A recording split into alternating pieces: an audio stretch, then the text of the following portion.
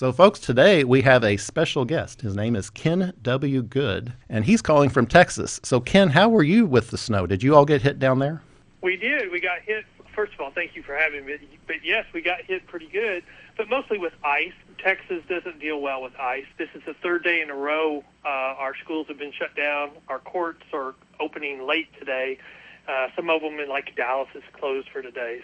But we're recovering pretty quickly. Fantastic. Same in Indiana. People are starting to dig out right now. So you drive down the road, and for me, it looks like the winter of 1978. But I remember the blizzard years back then, and it's a very similar situation with all the snow on the sides of the road. It's a lot of digging out for all of us. And we didn't have any ice, so our power stayed on, fortunately. So we were very blessed on that. Our power was on the whole time. Our driveway goes down, so to leave our house, it's like going up a hill. And when I was getting out yesterday around midday, I didn't know if I would make it up the driveway, but I did. So yeah, same with me. I made it though. Fortunately, I have four-wheel drive, so it was okay. But got to get out to feed the chickens. So, folks, Ken W. Good is a professional bondsman from Texas. He graduated from Hardin-Simmons University in 1982 with a Bachelor of Arts degree. He received a Master of Education degree in 1986 from Tarleton State University, and that is part of the Texas A&M system. In 1989, he received his law degree from Texas Tech School of Law, where he was a member of the Texas Tech Law Review. Mr. Good has argued cases before the Supreme Court of Texas and the Texas Court of Criminal Appeals, along with numerous courts of appeals, including the United States Court of Appeals for the Fifth Circuit. He is the author of Goods on Bail, a practice guide created for bail industry professionals. In addition, he has written numerous articles on the subject of bail reform, including what successful bail reform looks like. Mr. Good is married and has two daughters. His website is www.pbtx.com. Mr. Good, welcome to the program, and thank you so much for this fascinating topic to discuss today about bail reform. Well, thank you so much for having me. I mean, listening to you talk about my history just reminds me that my parents accused me many times of being a professional student, and I kept telling them that, no, I couldn't be a professional student because a professional student never graduated, and I kept graduating. So well, there you go. I kept saying, by definition, I'm not a professional student. I just keep going along and along, and so... and also, it just makes me think how old I am. I'm fixing to turn 65, so thanks for reminding me. So do you remember did the blizzard hit Texas back in 78 so much? I mean, we had one probably in the last 5 years where, we couldn't leave our house and didn't have electricity for days, and then we couldn't leave our house for a week. So that's the one that keeps sticking in my mind. But I do remember when we had like a little kid. Our oldest daughter was very little. We hung out on front of the fireplace for a couple of days. It's very rare. I mean, this storm up here, we had 18 inches of snow near Seymour, Indiana, where I'm from. And fortunately, it did not drift shut, but it reminded me of when I was 11 years old back in the winter of 77, 78. We had two bad winters in a row, and I was 11 years old, and my family threw me in the chicken houses with a butane torch, and I had to go up and down the aisleways heating up the water lines for our chickens so that their water line would not freeze because it was so cold. Well, I'm just telling you, with 18 inches of snow, I mean, my response is I don't even have clothes to wear for that kind of weather because, I remember many, many, many years where I'm putting out Christmas lights wearing shorts. I wouldn't know what to do with 6 inches of snow, let alone 18 inches of snow. We're dressed appropriately. Justin's in the studio, and he has a big sock hat on. So it's like we're in the blizzard right here. I've been to Erie, Pennsylvania during lake effect snow and, for Thanksgiving one year. I stayed by the fireplace the whole time. I was like, I don't have any clothes to go outside. That's a good place to be today. So, folks, the reason for this show, and we talked about this briefly in a previous show, is the horrific murder of Irina Zarutska, a 23-year-old Ukraine refugee who was fatally stabbed on a Charlotte, North Carolina commuter train on August 22, 2025. The attack occurred at the East-West Boulevard station where she was stabbed from behind 3 times. And so, Ken, do you remember all the pictures? She's sitting there minding her own business, looking at her phone, and she's attacked from behind. And the suspect is named DeCarlos Brown Jr., who was arrested and charged with first-degree murder. I do remember it, and the video is horrific, and the story is terrible. I mean, here's a family from Ukraine where they, came to the United States. They came the right way, everybody but the dad, because men during a certain age are not permitted to leave Ukraine because of the war. But the rest of her family left and came to the United States. They had sponsors, so they came the legal way. And she was a student. She was working at a pizza place. She just got off work, and she was going home. I mean, it's exactly what you said. She was doing the right thing. She was working at a job, and that means she was paying taxes. That's what it's all about. And she was attacked from behind. She was just trying to get from point A to point B, and we would say, okay, well, maybe at 9 o'clock at night that's not the safest thing, but her mindset is there is nothing that would have not been more safe than where she came from, and it's public transportation. She's just going home.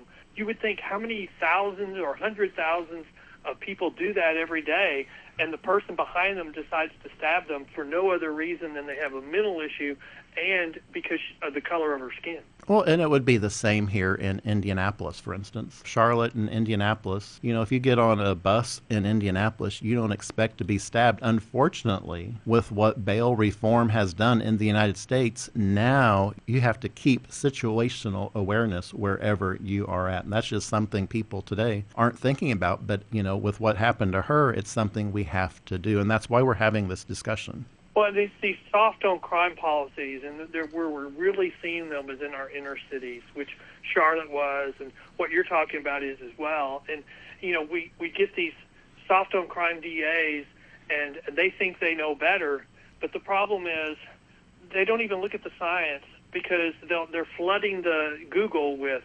pseudoscience that is contradicting what the real science says, and they'll never admit they're wrong. You can show them and say, well, this didn't work. They don't care. Activists will never admit they're wrong. And that's the same thing that's happening here in Indianapolis with our prosecutor for Marion County, Prosecutor Mears. Yeah, he's terrible. Well, I just seen he's actually running for re-election. He just filed today to run for re-election, and I just think that's terrible for the county because he is awful. Well, the good news is these soft on crime DAs have a short shelf life. They don't last more than 2 terms, usually. 2 terms is usually 8 years. That's a long time. You know what bothers me about that whole thing is it's an agenda. It's an agenda to turn criminals free. And it's worse than that because they go, there's groups that recruit these soft on crime DAs. Once they give them money. Once they get elected, they send them to seminars where they're like, it's quid pro quo. Here's what we want from you because we got you elected. Here's the policies. And then here's the press releases that will sell it to the public. And it just is so organized. And like you said, it just does so much harm, and they're not ever going to admit that it's doing harm. The suspect who was arrested and charged with first-degree murder for Irina Zarutska's murder, his name is DeCarlos Brown Jr. He has been arrested multiple times. Ken, do you want to go into that a little bit? The biggest problem is we've got people attacking the magistrate because the magistrate gave him a personal bond or, release with no bond or, just on his little promise that he would appear. But, he was charged with harassing 911, and that's a misdemeanor. It's a low-level crime, but he has a substantial, long criminal history, and he served time in jail. So the problem with him is he already touched the criminal justice system so many times, and the criminal justice system failed him, and in failing him, failed public safety and failed this Ukrainian woman. Some history on this, folks. Mayor Rudolph Giuliani, when he was mayor of New York City, one of his stalwart campaign issues was he went after low-level crime hard. He went after fare jumpers, just any minor offense, and he would prosecute people for that. As a result, crime dropped massively in New York City while Rudolph Giuliani was mayor. Well, that's a proven theory of law enforcement. We teach it in our colleges, and it's called the broken windows theory. Correct. And, the reason why he was attacked and why that was attacked or that practice was attacked in New York is because it was successful. Well, he single-handedly, by doing that, made it safe to ride the subway system in New York City. You know, my family, we've sold lots of eggs in New York City, and I've traveled quite a bit in New York City. I always felt safe back then on the subway. Today, I think it'd be a different situation. Well, and how do we have public transportation if we cannot provide public safety to the people riding it? I mean, that's always been kind of the ultimate irony to me. I mean, is the job in public safety to provide opportunities for people to take advantage of citizens? No, it's to help them to get from point A to point B. To go to work, to go to their job, to pay taxes, to provide for their families. The condition of that is to provide a safe environment to do that. I mean, why does that not even make sense? And so what happened, folks, in North Carolina, what is now called IRNA's Law, and it came into effect on Monday, December 1st, 2025. But, you know, IRNA's Law is something that happened so quickly after this. I think the legislature recognized very quickly that they were using a simple release mechanism. And so I think one of the things that this IRNA's Law did was get rid of that. They need to go further, and they need to get rid of some other simple release mechanisms that they use in North Carolina. The reason why the president issued an executive order encouraging or trying to facilitate the end of cashless bail. Okay, so for the listeners, could you go into detail a little bit on exactly how this perpetrator was released so many times so easily and easily was able to be released onto the street? You know, I think the biggest reason why, because he had mental issues. And, you know, we have a long history, and I would say a bad history, on how we treat mental health patients in the United States. We used to have a series, or we had a bunch of mental health facilities. Those institutions don't have a natural constituency. So anytime a county or a state wanted to save money, their budget got cut first. And as a result, there's some, you know, really bad atrocities through history dealing with mental health facilities. And there was a series of class action lawsuits that predate probably when I was born, which facilitated a lot of the closures. And as a result, a lot of the mental health patients were kind of moved into the criminal justice system. Initially, the jails and the prisons became the largest mental health facilities in the states. But then with criminal justice reform, we don't want to do that anymore. And so but we don't have an alternative. So we're making a mental health issue the King's X on the criminal case, and they just release them. And so it's becoming this cycle until they commit a really bad crime, and then they'll keep them.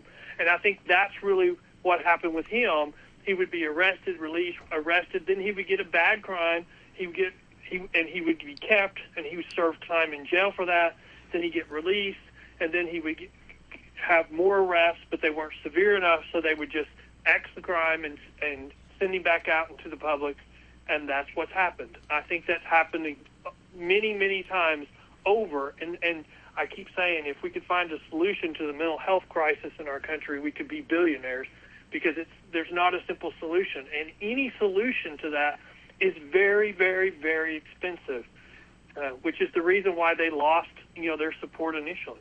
Well, I always like the 3 strikes and you're outlaws. What's your opinion on those? You know what? I like those. I like those a lot. I'm fine with us giving mercy to someone who shows that they've reformed, but the federal government has no ability to do an individual determination on who has changed and who has not. That's the reason why they do across-the-board type releases when they decide to show mercy, and those usually are not a good idea. See, I like the 3 strikes, but what if we had 5 strikes?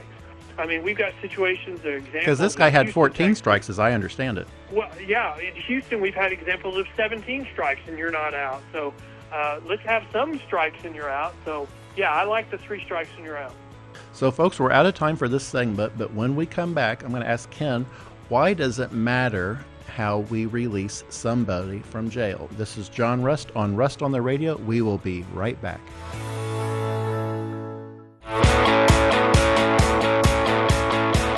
Welcome back, folks. This is John Rust on Rust on the Radio, the John Rust Show on Freedom 95, broadcasting at 950 AM and 95.9 FM on your radio dial all across the beautiful snowy plain of Indiana right now. So I'm here in the studio with Justin.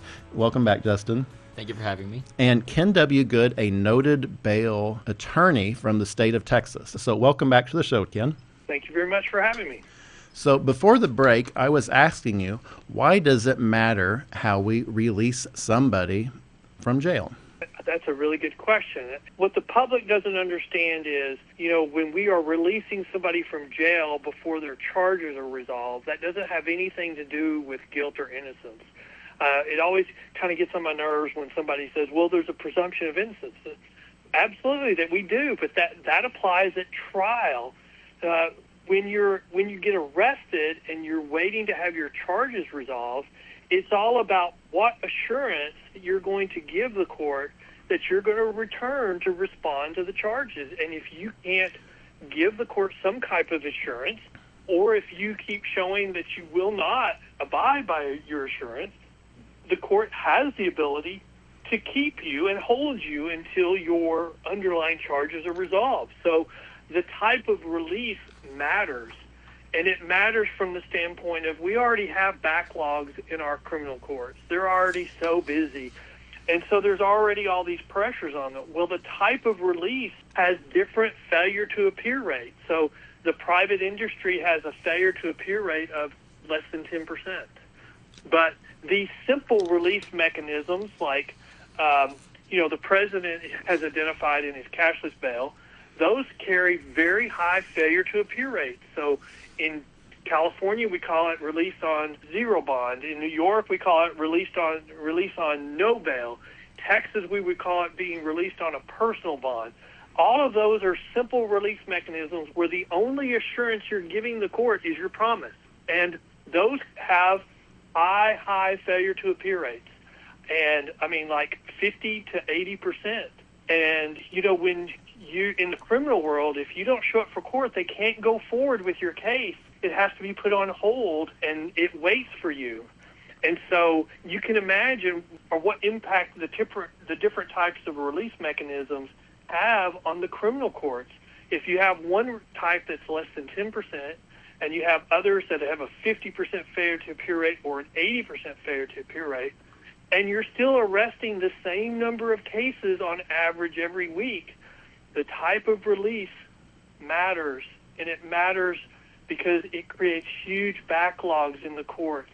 And backlogs put pressure on courts to dismiss cases, and dismissing cases, criminals view that as a green light to commit more crime. So and that's what we're seeing in our urban cities. Okay, so these types of releases, can you go over specifically some of the types of release that we have today in Indiana, if you know that, and in Texas? Okay, so I can give you a bunch of different examples. Like in Texas, we have three types of releases. We have release on a surety bond, which would be the private industry bail bond. It's like an insurance product. You go to a bondsman, you pay them a premium, and they post your bond, and then you get released from jail. If you break your promise and don't show up for court, then your bond is forfeited, and then there's a whole set of rules that apply. And if you don't ever return in Texas, then the bondsman's going to have to pay the full face amount of the bond to the court. The second type that Texas recognizes is a cash bond. So instead of paying a premium, so like for a $10,000 bond, you might pay a bondsman $1,000. Well, instead, on a cash bond, you would post the whole $10,000 with the court. And then the last type of bond that we have in Texas is a personal bond, which is just your personal promise that you will appear. It gets real confusing because a personal bond might still have a $10,000 monetary amount tied to it, but it's just your personal promise. Nobody's guaranteeing it. And then when we get to other states, they might have a 10% where you can pay to the court and call it a 10% bond. I think Indiana does that. It still has a high failure to appear rate, and also it becomes problematic because then the courts become reliant upon that 10%. So you're relying upon people's failures for you to be operating, and so that's kind of a bad situation. And then we have like charitable bail funds. In some places will post the cash bond for the defendant, so those have high failure to appear rates as well. I'm trying to think of Illinois, which is close to Indiana. They got rid of the private surety bail industry probably 10 or 20 years ago but they've been all over the news for the last year saying they got rid of cash bail with the Safety Act, but all they got rid of was the 10% bonds to the court or posting a full cash bond because they'd already gotten rid of surety bonds. So they just made a bad situation really, really worse because their failure to appears were already bad. And there's been some statistics out of the Clark County Clerk's office saying that the failure to appear rates under the new system are at least 70%. And so those are all recipes for disaster. I mean, the only thing that can prevent your criminal justice system from collapsing in that situation when you have high failure to appear rates is to just dismiss cases. And we've already talked about what happens when you do that. Criminals see that as a green light to commit more crime. Exactly. And that's what happened in California. They used to have a very good law. It was called the 3 strikes and you're outlaw, where on your third conviction, you were put in prison for life, basically. Is that correct? Yes, and that's what happens in a lot of places. But, I think when the new DA in L.A. was elected, not the current one, because I think Gascon had 2 terms. He was a soft-on-crime guy. He told his assistants to quit, seeking the 3 strikes, and I think is that law still on the books? That. Yes, but the soft-on-crime DAs, I believe, they control whether they seek it. The problem in California is so bad. It's from so many different directions. The first thing they did was they passed Proposition 47, where they changed certain felonies to misdemeanors, including theft under $950. Well, then our urban cities decided, their soft-on-crime DAs decided they weren't going to prosecute that anymore. So you can imagine what happened then. Theft of $950 just took off, and then commercial property values just went through the basement. And so they repealed that in the last election, but the repeal hasn't been funded by the legislature. So there's all kinds of games going on. And then they have the worst thing in California is there was a court case putting limits on how many people could be held in their prison, and they've refused to build additional capacity. So they've got that backdoor pressure to decriminalize crime so they can keep their prison numbers under a certain arbitrary amount. And it's not about prison conditions. It's about inability to provide certain medical care. But the order for release isn't for people who have medical conditions. It's just across the board.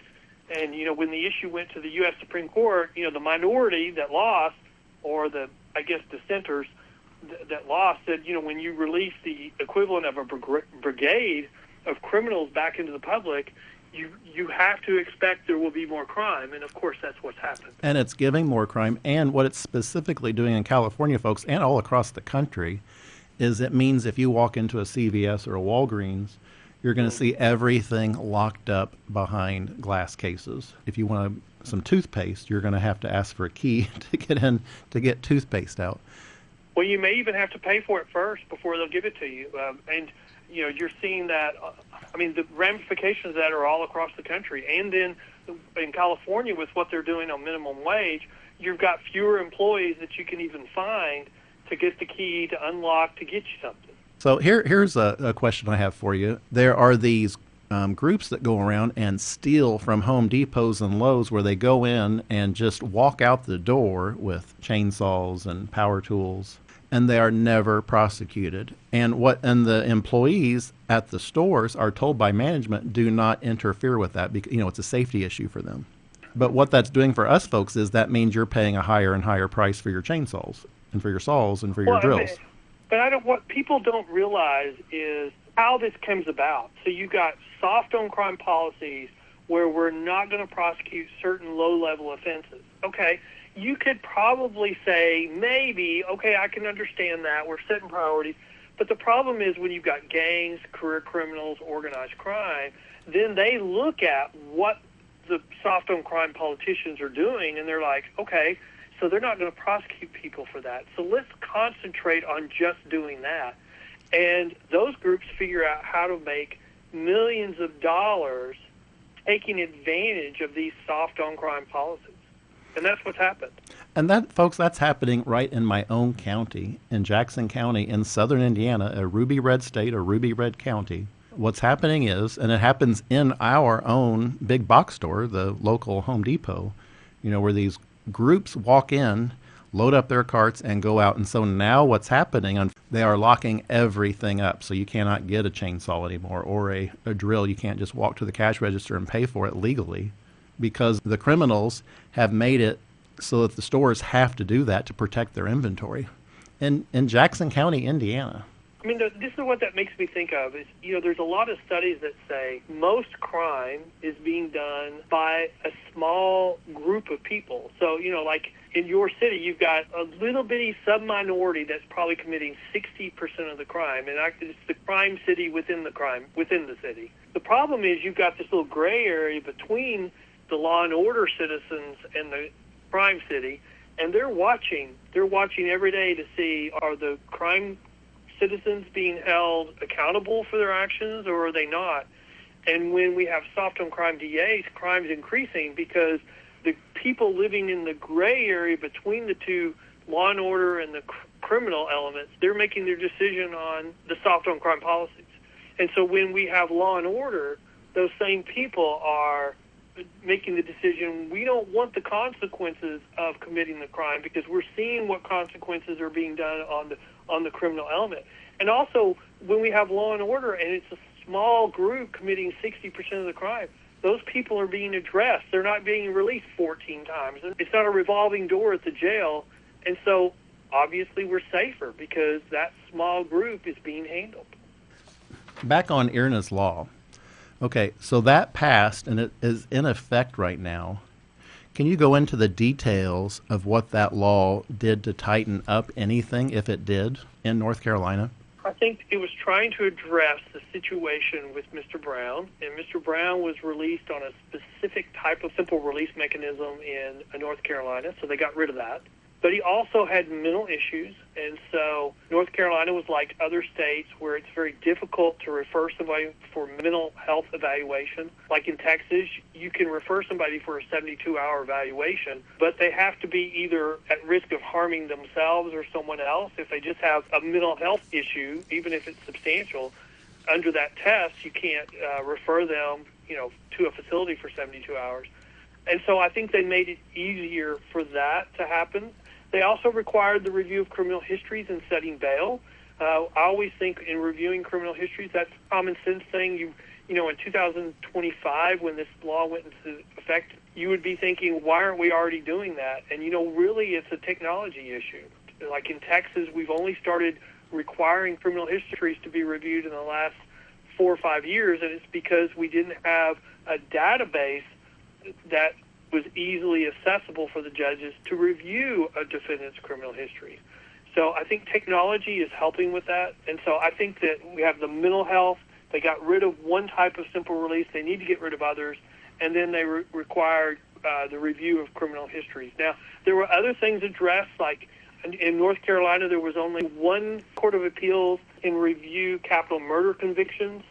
And so another part, probably the most controversial or talked about part of IRNA's law, was they distributed those appeals to the rest of the state. So if you have an appeal of a capital murder conviction, you can take it to your local court of appeals instead of to the Supreme Court or the highest court in North Carolina directly. And I think that was probably the biggest problem. I think on the national news, IRNA's law was portrayed as getting rid of cashless bail. It got rid of one type of cashless bail in North Carolina. There are others that remain, but I think there'll be attempts to end those as we go forward. I think it was a good start, but there's more work to be done. So, folks, we're out of time for this segment, but when we come back, this 34-year-old suspect, DeCarlos DeJuan Brown Jr., what's the situation going on right now with him? So when we come back, we're going to dig right back into this. This is John Rust on the Radio.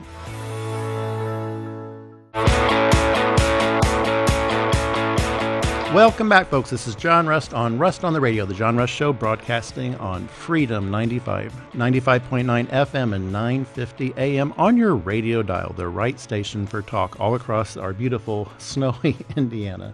So here in the studio with Justin, and we are interviewing folks, Ken W. Good in Texas, and we are talking specifically about the murder of Irna Zarutska. I want to dig into this about this DeCarlos DeJuan Brown Jr. He has been arrested 14 times in Mecklenburg County in North Carolina. Before the stabbing, with criminal charges dating back to 2007.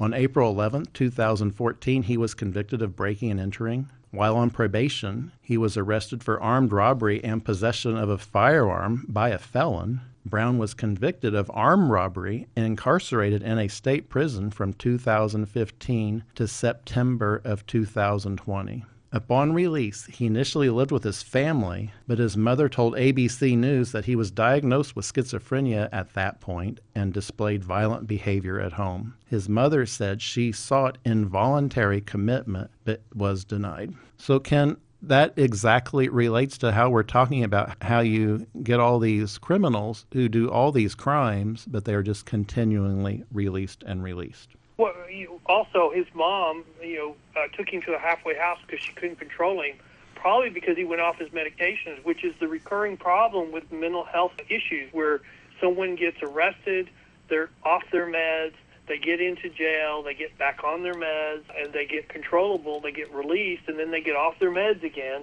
And it's just a vicious cycle of going through the door and out the door, in the door and out the door of the jail. And this is a really sad situation because even his mother said he should have been in jail. It's really sad when your own mother is saying should have been in jail. Right, and the courts ignored that. Yes, and again, I think it's because of the push on these soft on crime policies to not address mental health issues. It's just the King's X. The problem is, since we've made our jails and our prisons the largest mental health facilities in the state, if you just use a King's X and say we're not going to do that anymore, there's nowhere else for them to go. I mean, we don't have the infrastructure and a private system to send these people. When the courts do, there's such a backlog, such a waiting period, that it's just a farce.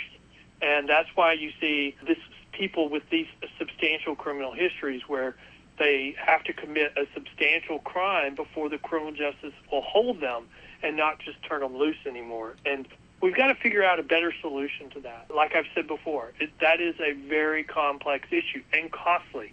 There's no solution that's cheaper than what we're currently doing, keeping them in jail.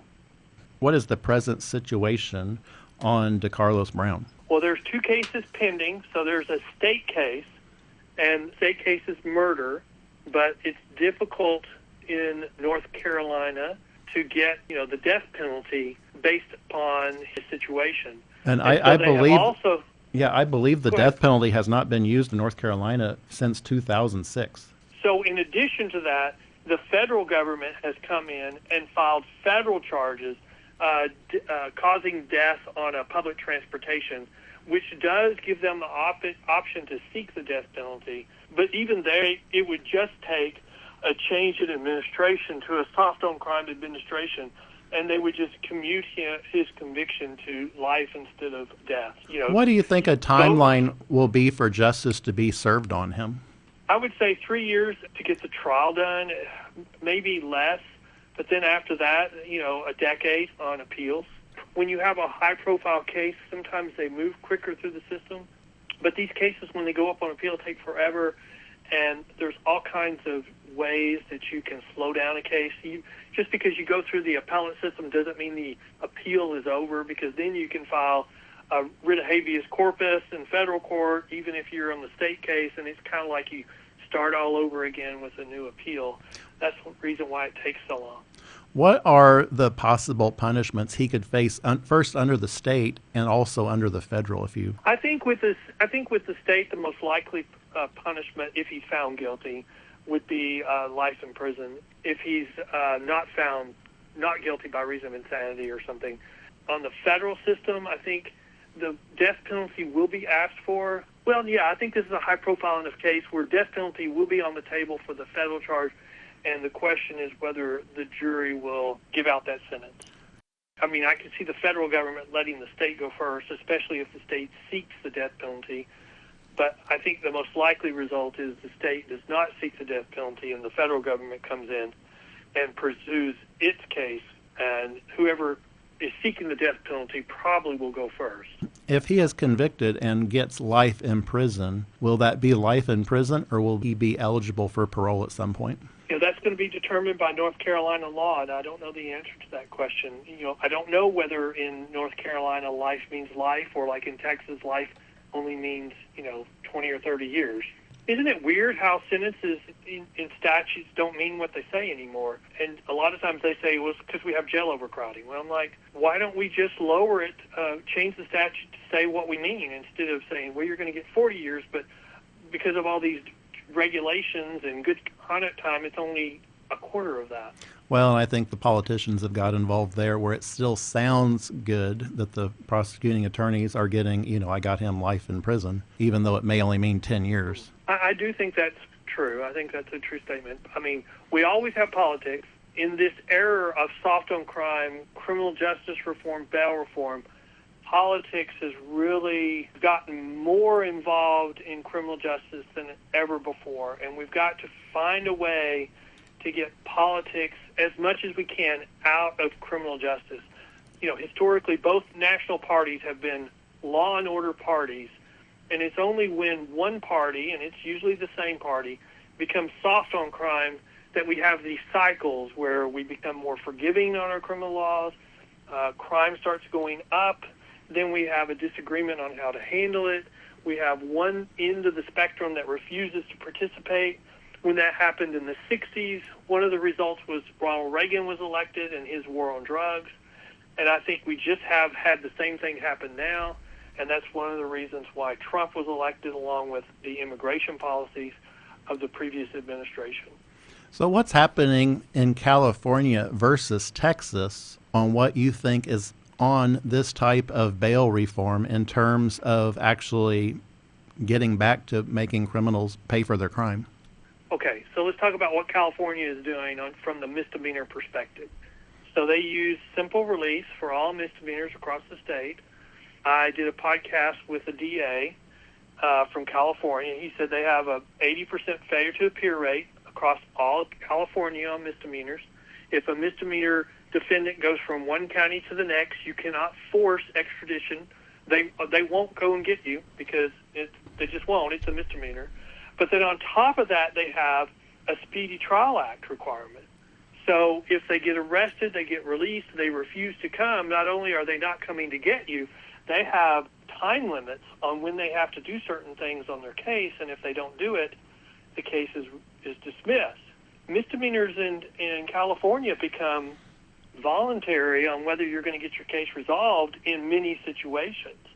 Now, how long will those convictions or legal actions stay on the books? Say, for instance, someone walks into a drugstore and steals $800 worth of product and walks out and gets charged with that, but then never shows up for court. What happens if they, in another part of California, get arrested for speeding? Will that get flagged? It'll get flagged, but since it's a misdemeanor, they won't do anything about it. So it's meaningless. So all you will have to deal with is their speeding ticket, and the officer will say, "Thank you, have a nice day," and you go on your way. Yeah, here's your ticket, and that's a problem, and that's a really bad problem. We haven't gotten to that point in Texas. In Texas, you still will be extradited between counties. They won't go outside of Texas to get you for a misdemeanor, but they'll go to another county. They may elect not to for certain offenses, but by and large, they still will come and get you. They'll, if you have a traffic stop and you have a warrant for your arrest from another county in Texas, they'll take you in. The other place may have 10 days to come and get you, and if they don't, they'll release you. But they're going to take you into their local jail, and they're going to notify the other county that they're holding you, and to see if you're going to want them to come get you or if you're going to post bond. So, folks, we are out of time for this segment, but when we come back, I'm going to ask Ken, what does successful bail reform look like? This is John Rust on the Radio on Freedom 95. We will be right back.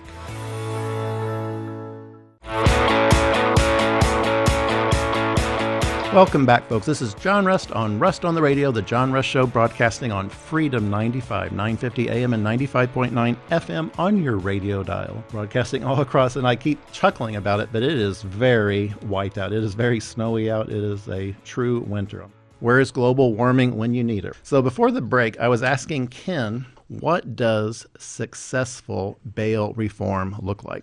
Well, I think, I've actually written an article about what does successful bail reform look like, and I think that it's the opposite of these soft on crime policies. There's a study that was done by a DA in California using his data during COVID, and he compared someone released on a simple release versus somebody released on a private surety bond, and they were both nonviolent offenders.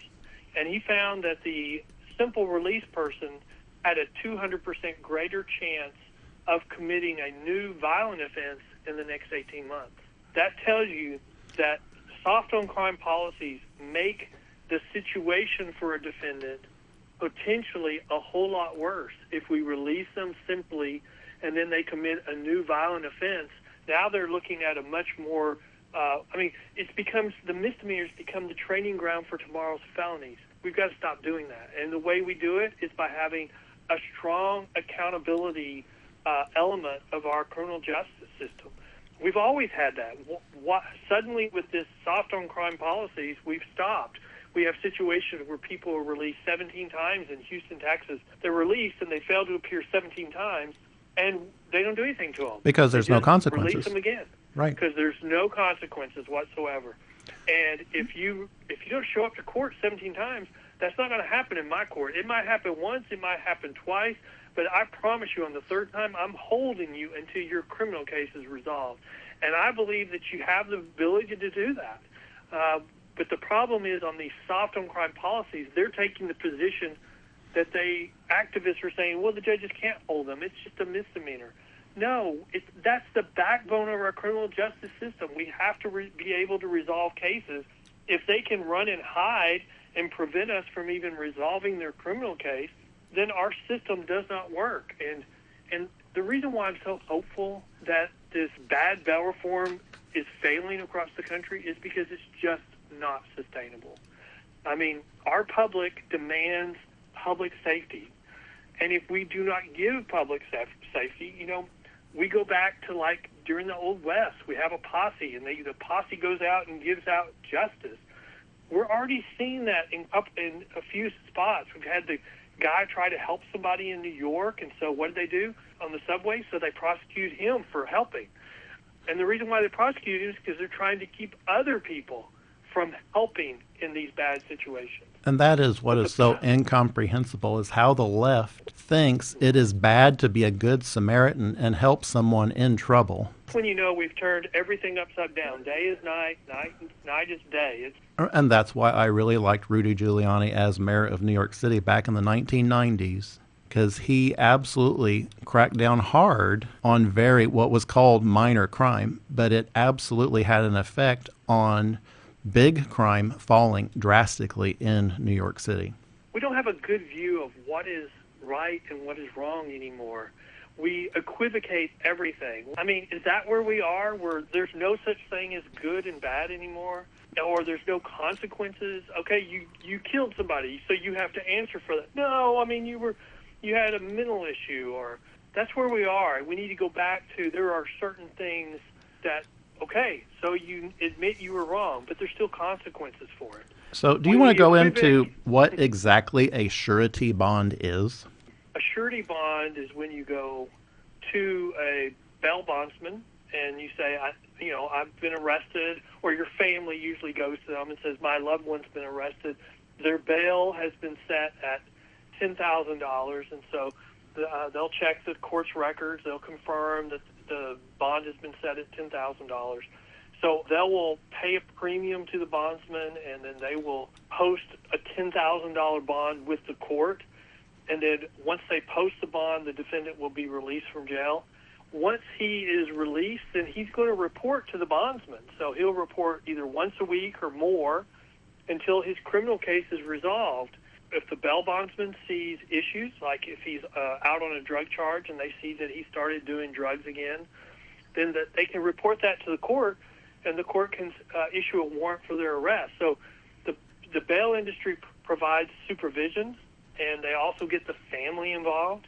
I think the secret sauce of the bail industry is family involvement.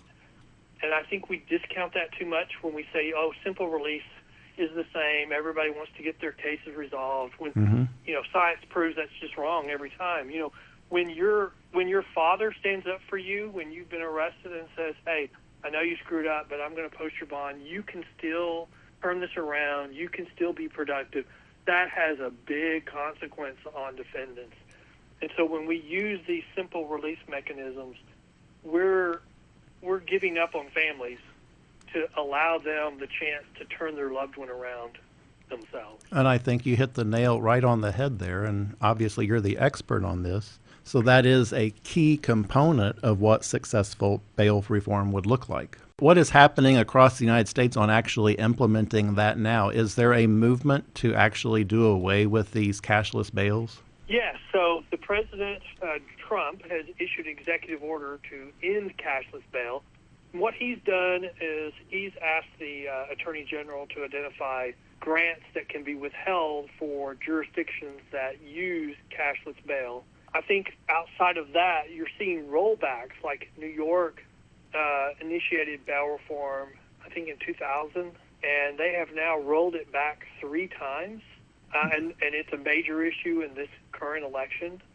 I think Alaska tried it and then rolled it back and said it didn't work. So you're seeing where initial attempts at criminal justice reform, bail reform, were done. I think in those areas they're rolling them back now.